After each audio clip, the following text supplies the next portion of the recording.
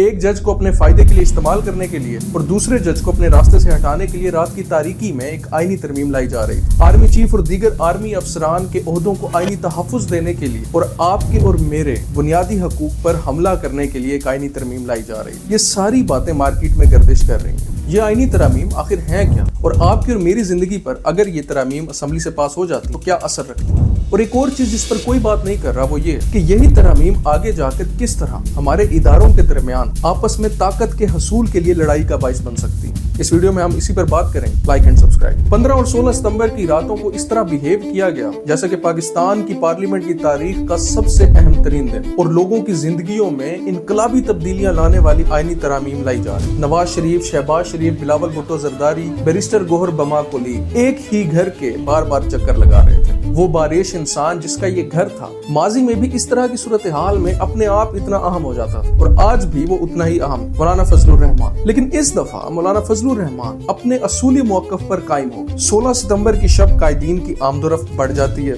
एक के बाद एक कदावर सियासी शख्सियत मौलाना फजलुर रहमान के घर तशरीफ लाते, अक्सर नामुराद लौटते हैं और कुछ परेशान, लेकिन मौलाना अपने असूली मौक़िफ़ पर कायम रहते हैं। अब आप पूछेंगे कि आखिर ये असूली मौक़िफ़ था क्या जिसने इतने बड़े बड़े सियासी अकाबरीन को अपनी जगहों से हिला दिया था? बल्कि कुछ लोग तो लाहौर से इस्लामाबाद और नाकामी के बाद इस्लामाबाद से लाहौर भी लौट गए। वो असूली मौक़िफ़ ये था कि अवामी जिंदगियों में इनकलाब लाने वाली ये तरामीम कम से कम हमें दिखाई तो जाए, यानी कि हमारा इतना हक तो बनता है कि जो चीज हमसे पास करवानी है आप वो हमें दिखाई तो जाए, या हमें उनके बारे में पता तो हो। लेकिन यही तो मसला था। हमारी हुकूमत के लॉ मिनिस्टर मिस्टर आजम नजीर तारड़ 16 सितंबर की दोपहर को ये कहते हैं कि मेरे पास अभी तरामीम का मुसव्वदा आया है, यानी कि वो वजारत जिसने कोई भी तरमीम पार्लियामेंट में पेश करनी होती, जिसका काम होता है कि उसने तरमीम पेश करनी, उसे ही आखिर तक नहीं मालूम कि आखिर मुसव्वदा है क्या या कौन सी तरामीम आइन में लाई जा रही है। और वो अवाम जिनके लिए ये तरामीम लाई जाती है उन्हें तो आप भूल ही जाए। यानी कि एक ऐसी पार्लियामेंट जिसकी लेजिटिमेसी पर पहले ही हजारों सवालात, जिसे फॉर्म 47 की पार्लियामेंट कहा जाता है, वो रात की तारीकी में कुछ ऐसी तरामीम लाने जा रही जिसके बारे में वोट करने वालों को भी नहीं पता। What a joke this country has become. लेकिन एक नेचुरल सवाल ये बनता है कि ऐसी क्या मुसीबत आन पड़ी थी कि हमारी तमाम पार्टियां रात की तारीकी में इस तरमीम को पास कराने में लग गई और मौलाना फजलुर रहमान के चरणों में जाकर बैठी थी।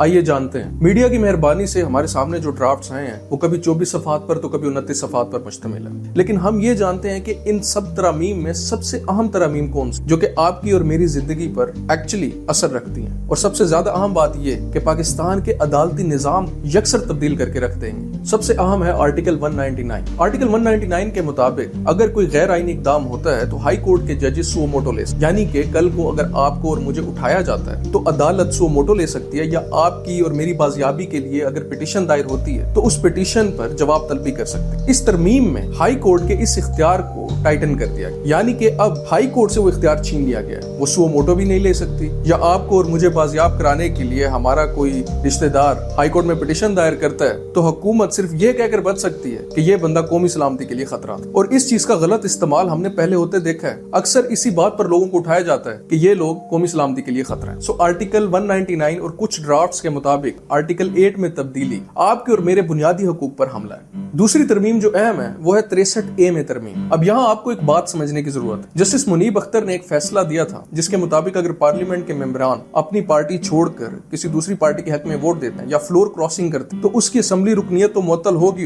इसके अलावा उसका जो वोट था वो भी शुमार नहीं किया जाएगा। अब आर्टिकल 63A में तरमीम करके ये शर्त खत्म कर दी गई, यानी कि वोट शुमार होगा और उसकी रुकनियत पर फैसला अदालतों में होगा।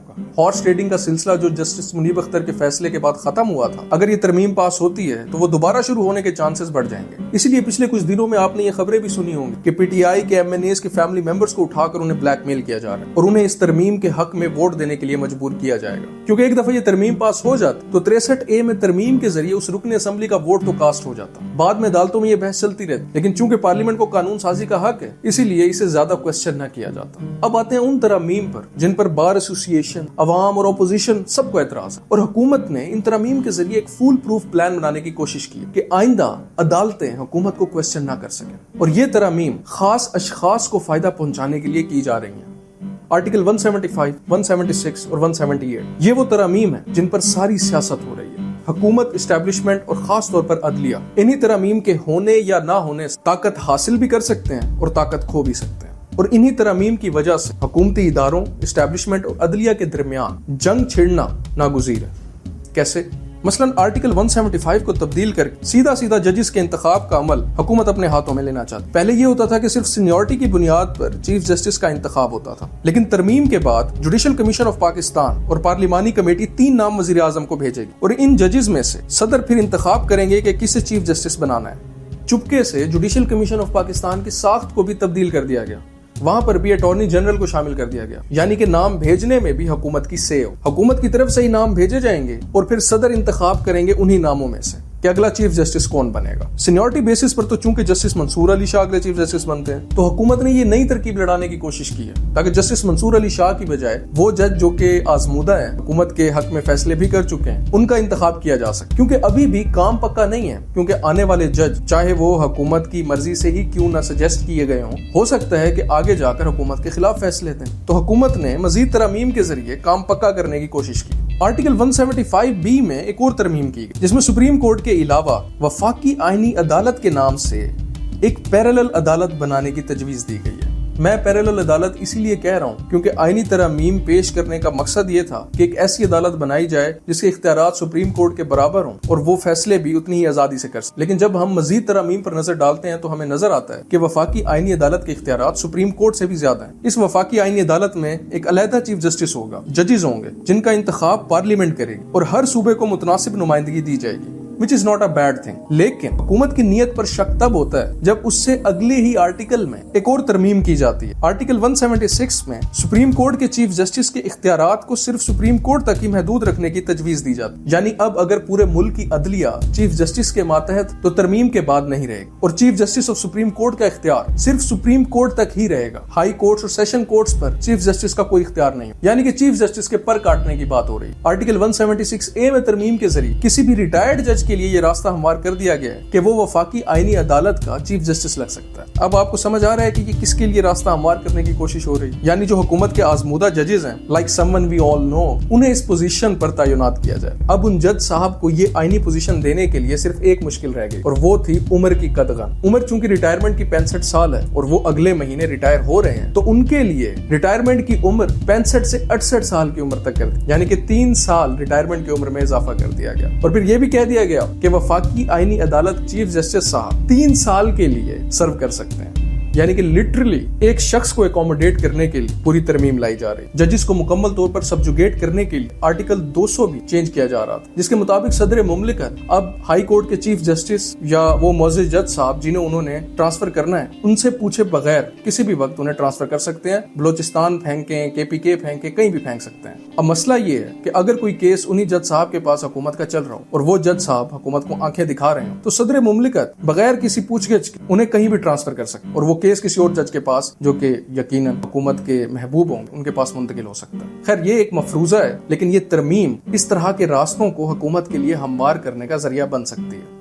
तो अपेरेंटली ये है हुकूमत का फुल प्रूफ प्लान, जिसमें अपनी मर्जी के जज, अपनी मर्जी की तकर्रियां और अपनी मर्जी के फैसले लेने के लिए आइन की धज्जियां उड़ाई गई हैं। ये तरमीम 16 सितंबर की रात को तो पास नहीं हो, लेकिन अब बहसो मुबाहिसा इतनी हद तक आगे बढ़ गया कि हुकूमत के लिए आगे भी इन तरमीम को मनोअन पास कराना बहुत मुश्किल होगा। इसीलिए बिलावल भुट्टो जरदारी, शहबाज शरीफ, नवाज शरीफ जो है वो कोशिशें कर रहे हैं कि मौलाना फजलुर रहमान को किसी न किसी तरह मनाया जाए, ताकि हुकूमत लोगों के सामने और इस्टेब्लिशमेंट के सामने कम अज कम फतह याब होकर आ सके, यानी कि हम हिम्मत रखते हैं कुछ ना कुछ पास कराने। लेकिन अगर सिर्फ इन तरमीम को मेरिट पर देखें तो अगर ये तरमीम पास भी हो जाती है असम्बली से, तो अदालतों की तरफ से हुकूमत को बहुत ही ज्यादा मज़ाहमत का सामना करना पड़ेगा, क्योंकि इन तरमीम की मदद से हुकूमत न सिर्फ हाई कोर्ट के जजेस बल्कि सुप्रीम कोर्ट के जजेस को भी बेवकूफ कर रही है और एक अलहदा अदालत बना रही है जिसके जज चूज भी हुकूमत करे। तो ये नेचुरल है कि बार एसोसिएशन, सुप्रीम कोर्ट और हाई कोर्ट्स की तरफ से मज़ाहमत आए। जब आप एक इदारे का इख्तियार छीन कर अपने पास रखने की कोशिश करेंगे और फिर ऐसी तरमीम भी करेंगे कि उन तरमीम पर अदालतों में बात न की जा सके, तो मज़ाहमत नहीं आएगी। इसके अलावा आप लोगों के बुनियादी हकूक सलब कर रहे हैं। आर्टिकल 199 आर्टिकल 8 को तब्दील कर कि आप किसी को भी उठा लें और कौमी सलामती का बहाना बना लें, तो अवाम की तरफ से रिएक्शन नहीं आएगा। So you may play your politics right now, लेकिन जब अवाम का गुस्सा एक हद से ज्यादा बढ़ा और उनके बुनियादी हकूक सलब किए गए, तो you won't be able to control anything. Allah.